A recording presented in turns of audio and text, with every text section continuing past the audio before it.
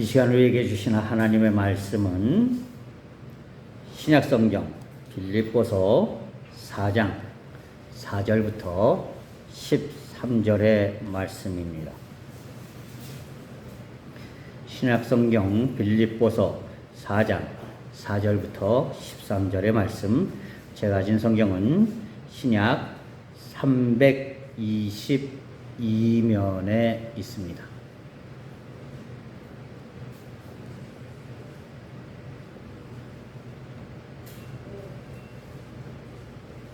이제 받들어 읽습니다. 주 안에서 항상 기뻐하라. 내가 다시 말하노니 기뻐하라. 너희 관용을 모든 사람에게 알게 하라. 주께서 가까우시니라. 아무것도 염려하지 말고 다만 모든 일에 기도와 간구로 너희 구할 것을 감사함으로 아뢰라. 그리하면 모든 지각에 뛰어난 하나님의 평강이 그리스도 예수 안에서 너희 마음과 생각을 지키시리라. 끝으로 형제들아, 무엇에든지 참되며 무엇에든지 경건하며 무엇에든지 옳으며 무엇에든지 정결하며 무엇에든지 사랑받을 만하며 무엇에든지 칭찬받을 만하며 무슨 덕이 있든지 무슨 기림이 있든지 이것들을 생각하라. 너희는 내게 배우고 받고 듣고 본 바를 행하라. 그리하면 평강의 하나님이 너희와 함께 계시리라. 내가 주 안에서 크게 기뻐함은 너희가 나를 생각하던 것이 이제 다시 싹이 남이니 너희가 또한 이를 위하여 생각은 하였으나 기회가 없었느니라. 내가 궁핍함으로 말하는 것이 아니니라. 어떠한 형편에든지 나는 자족하기를 배웠노니 나는 비천에 처할 줄도 알고 풍부에 처할 줄도 알아. 모든 일에 곧 배부름과 배고픔과 풍부와 궁핍에도 처할 줄 아는 일체의 비결을 배웠노라. 내게 능력 주시는 자 안에서 내가 모든 것을 할 수 있느니라. 아멘.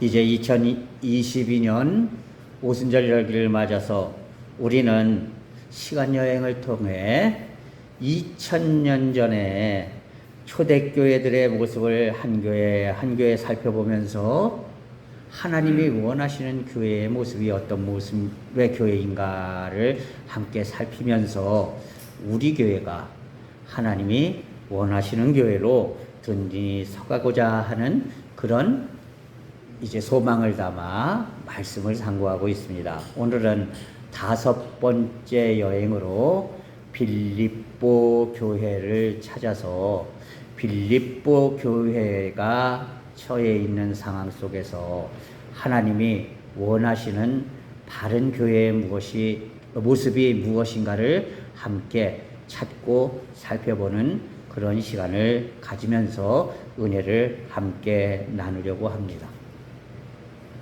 빌립보 교회는 이제 마게도냐의 첫 성읍이다라고 말할 수 있는 그런 성입니다. 이제 예루살렘에서, 그러니까 아시아에서 유럽으로 가자고 하면은 그 터키의 지금 이스탄불이라는 도시는 반은 이제 아시아에 있고 반은 유럽에 있는 그런 도시입니다. 그래서 거기를 통해서 결국에는 육로로 가려면은 그곳을 통해서만 이제 유럽으로 갈 수 있는데, 이스탄불에서 서쪽으로 유럽을 향해서 마게도냐 지방을 가다가 나오는 첫 번째 중요한 도시가 바로 빌립보였습니다. 물론 빌립보는 그렇게 큰 도시는 아니었어요. 그렇게 큰 도시는 아니었는데 이 도시는 왜 중요했느냐? 로마에서 세계를 통일하기 위해서 전쟁을 할 때에 아시아로 가기 위해서는요, 다른 길은 엄청나게 돌아가고 힘들어요. 오직 이 빌립보를 통해서 가는 길만이 최단거리이고 길이 아주 편한 그런 길이었습니다. 그랬기 때문에 이 아시아로 가는 첫 번째 관문 도시였던 이 빌립보에는요, 상업은 그렇게 발달하지 않았지만 많은 군대가 주둔하던 그런 도시였습니다. 그러다 보니까 이제 빌립보는 작은 도시였지만 감옥도 있었고요. 그리고 군인들을 상대로 하는 그런 장사하는 사람들도 있었습니다. 그래서 큰 도시는 아니었지만 나름대로 활기찬 그런 도시였다는 것이에요. 그러다 보니까 고린도나 에베소처럼 무역이 왕성해서 돈이 많이 들어오는 동네 같으면은 교회가 부자 교회였을 텐데, 고린도는 그저 군사 도시였기 때문에 그렇게 부자는 살지 않는 동네였어요. 그러다 보니까 교회는 그렇게 큰 부를 축적할 수 있는 그런 교회는 아니었다는 것입니다. 그런데요, 놀랍게도 사도 바울의 선교비를 집중적으로 지원했던 교회가 두 교회가 있는데, 한 교회는 이 사도 바울을 파송했던 안디옥 교회요. 또 한 교회는 바로 이 고린도 교회였다는 겁니다. 비록 자신들은 그렇게 부유한 교회가 아니었지만 사도 바울의 선교를 위해서 아낌없이 드리는 그런 교회였다는 것입니다.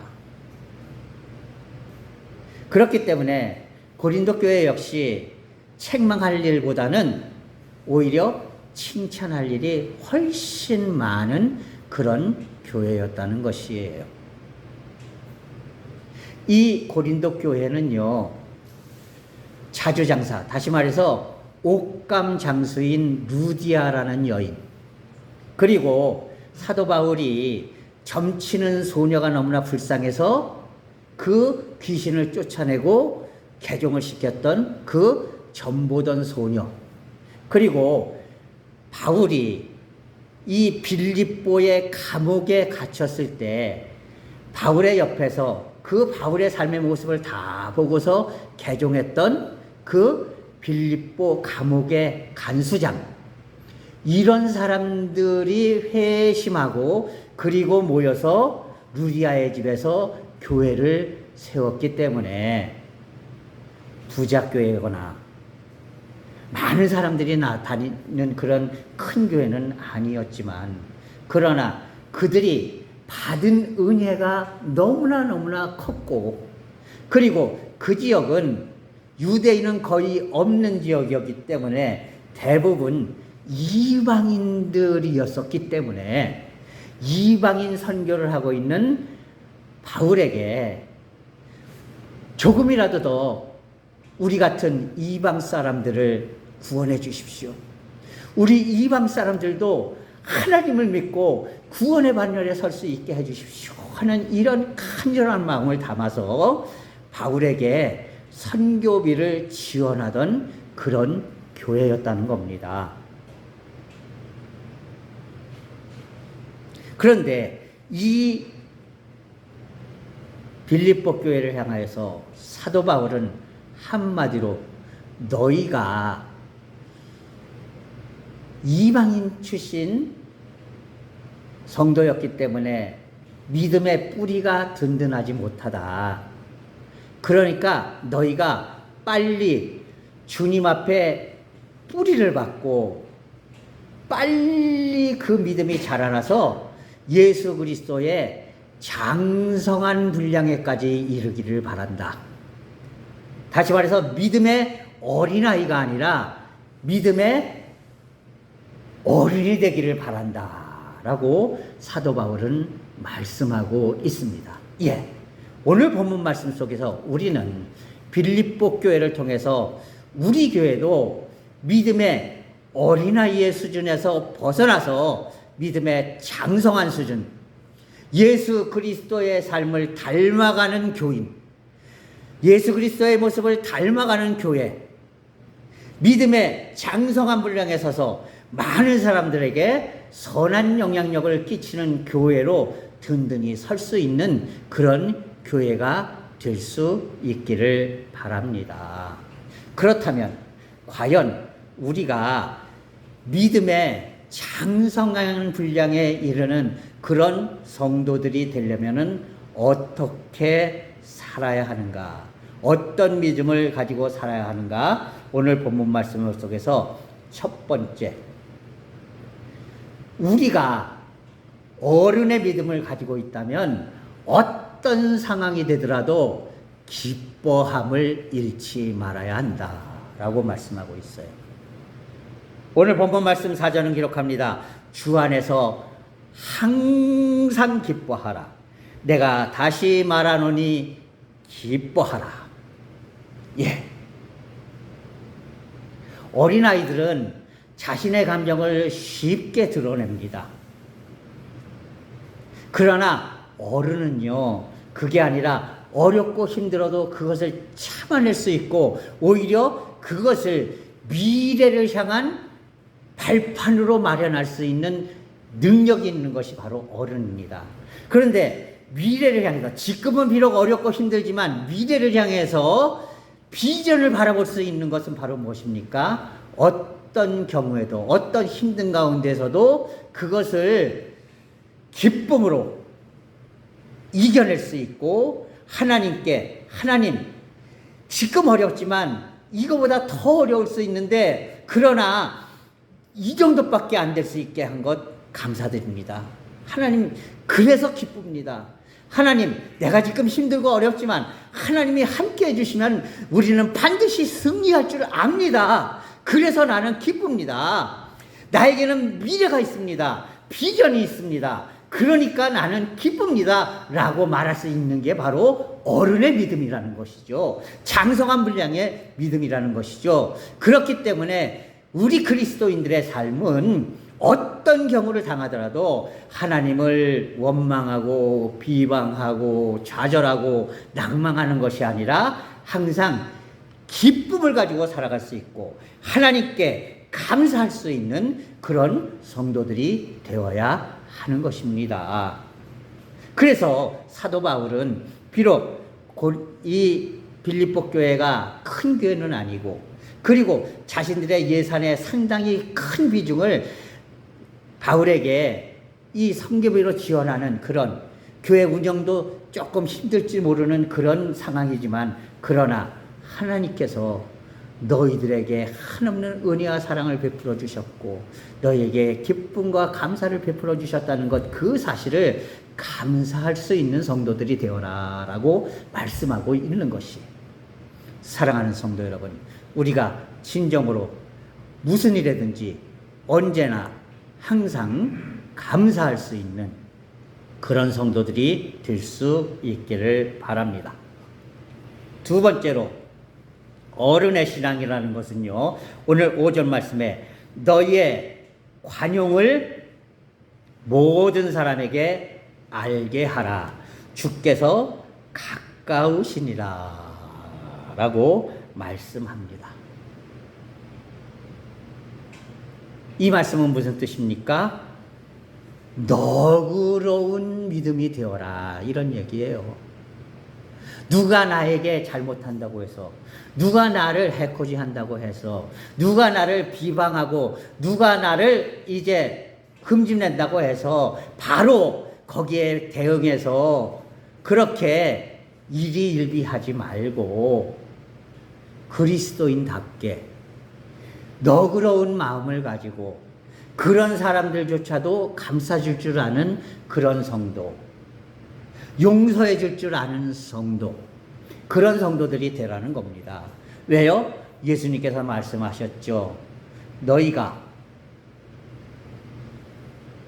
하나님께서 너희 같은 사람을 구원하여 주시고 용서하여 주셨으니 너희도 다른 사람을 용서하여 주는 것이 마땅한 일이다 라고 친히 가르쳐 주셨기 때문입니다. 자기의 죄는 용서받으면서도 남의 죄를, 하찮은 죄를 용서해 주지 못하는 사람에 대해서 예수님께서는 이제 1만 달란트 빚진 신하, 그리고 자기 동관에게 100데나리온 빌려준 신하의 모습을 비유로 드시고 있는 모습을 우리는 보게 됩니다. 1만 달란트라는 어마어마한 돈,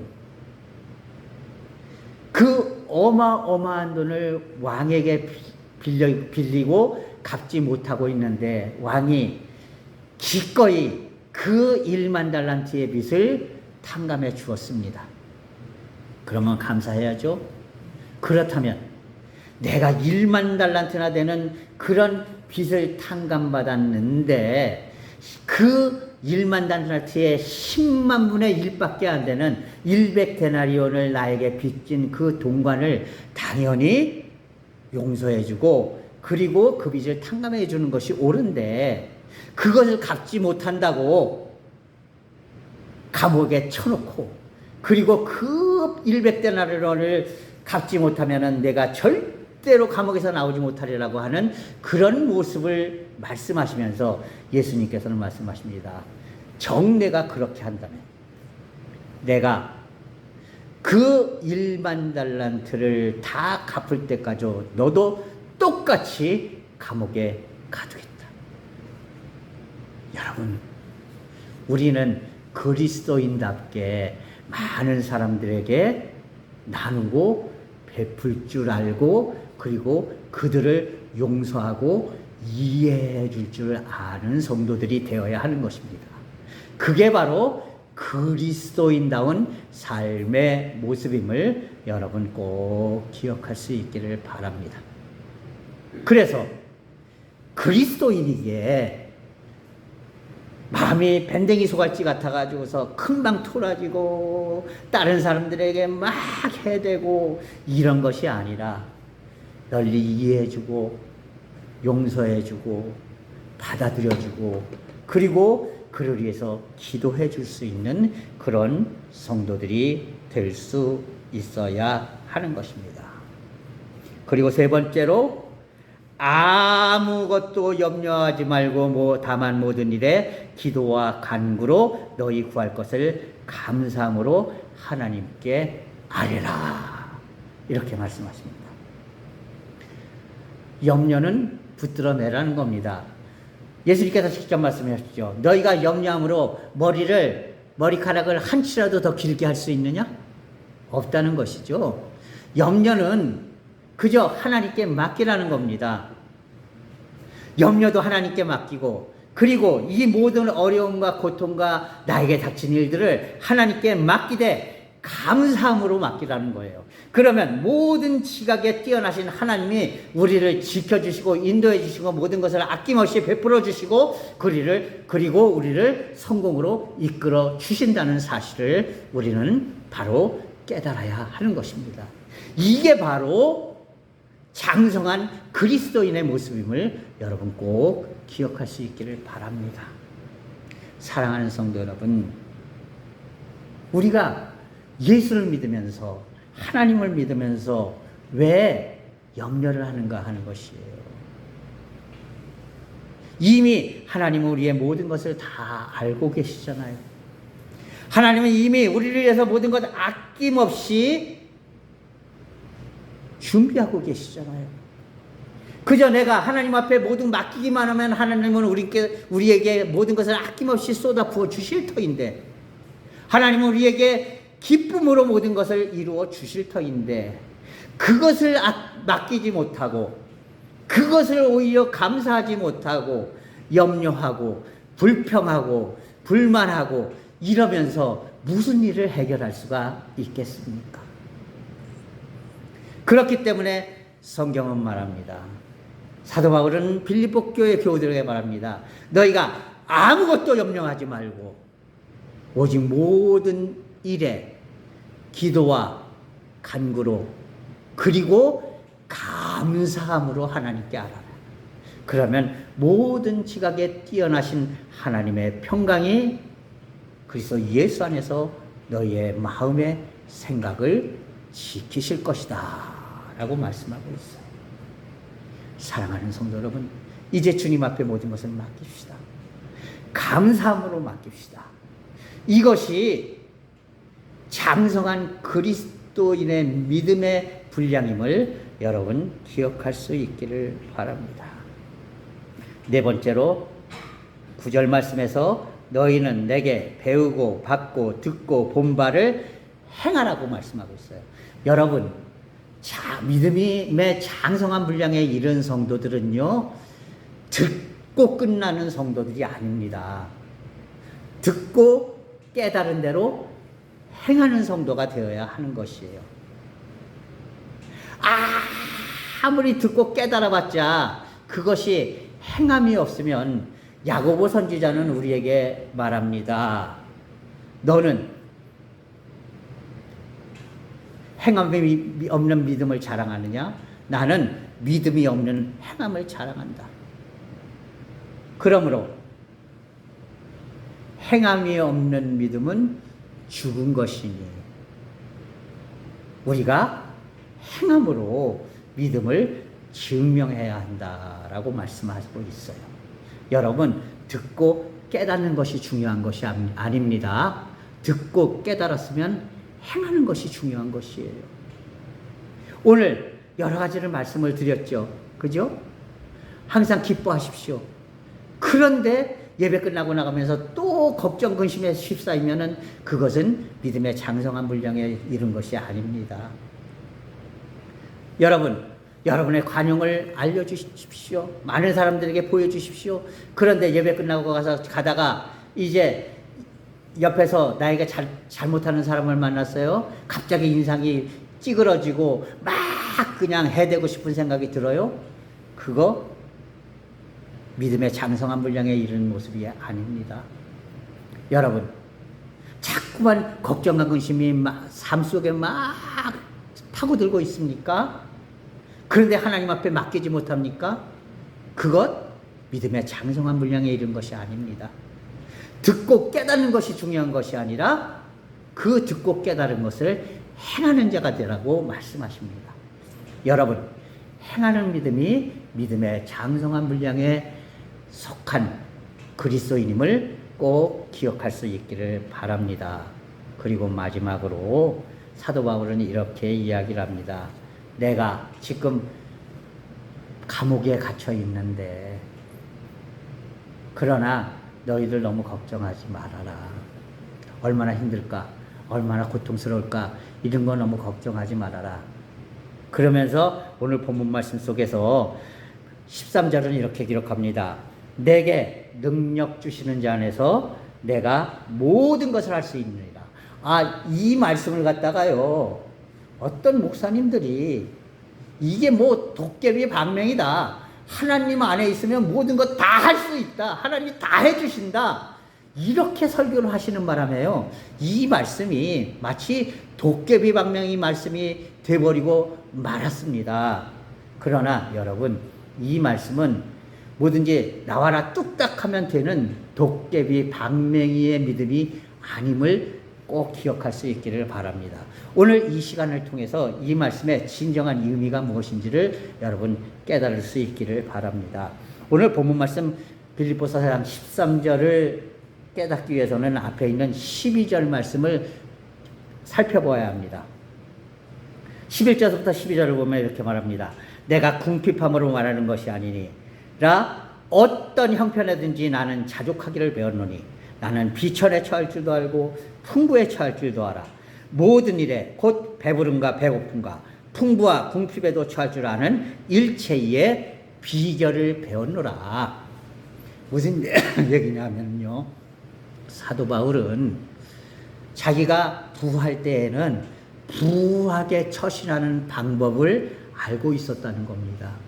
그러나 어렵고 힘들 때에는요, 이것을 좌절하고 낭망하고 힘들어하고 고통스러워하는 게 아니라 그 속에서 그것을 이겨낼 수 있는 방법을 또한 찾아냈다는 것이에요.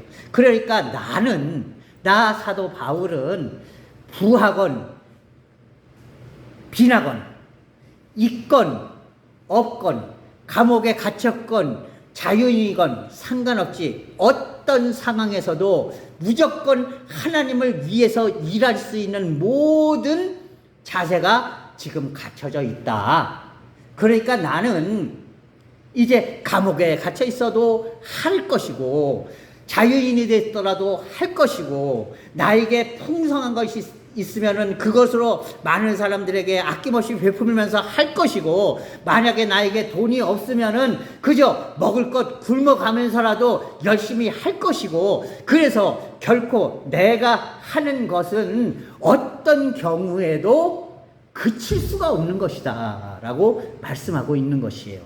그게 바로 내게 능력 주시는 자 안에서 내가 모든 것을 할 수 있느니라, 이 말씀임을 여러분 깨달을 수 있기를 바랍니다. 다시 말해서 내게 능력 주시는 자 예수 안에 있다면 나는 어떤 여건에도 상관없이 항상 변함없이 꾸준히 하나님이 나에게 주신 사명을 끝까지 완수하기 위해서 생명까지도 아낌없이 바칠 준비가 돼 있다. 나는 내게 능력 주시는 주님 안에서라면 감옥도 이겨낼 수 있고 자유함도 이겨낼 수 있고 가난도 이겨낼 수 있고 부한 것도 조절할 수 있고 많은 사람들이 침뱉는 그런 모욕도 참아낼 수 있고, 그리고 많은 사람들이 존경하는 그 존경도 교만하지 않을 수 있고, 오직 하나님을 위해서만 모든 것을 다 할 수 있는 사람이다 라고 말씀하고 있는 거예요. 여러분 이 말씀 바로 아시겠죠? 우리가 이것을 기억해야 합니다.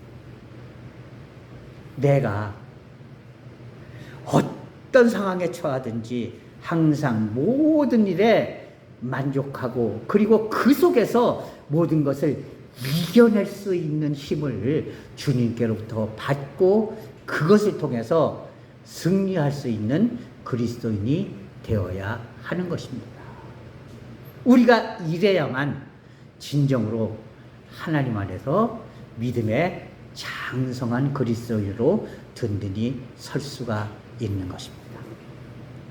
사랑하는 성도 여러분, 오늘 빌립보 교회를 통해서 5가지 아주 중요한 믿음의 장성한 분량에 이르는 법에 대해서 살펴보았습니다.